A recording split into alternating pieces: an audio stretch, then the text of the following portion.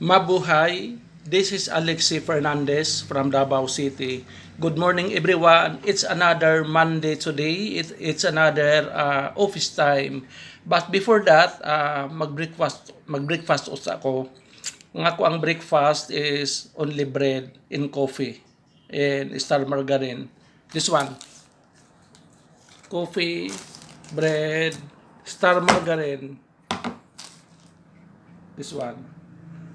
Mag-breakfast muna ako, then after that start na daw yung trabaho.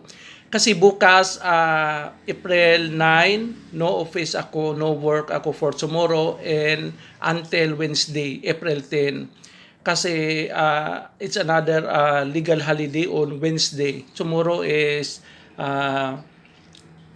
holiday sad namo. So 2 days successively ang ako ang no office day.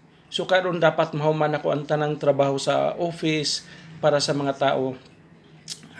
God bless everyone. Continue to follow and to likes and to shares my video clips.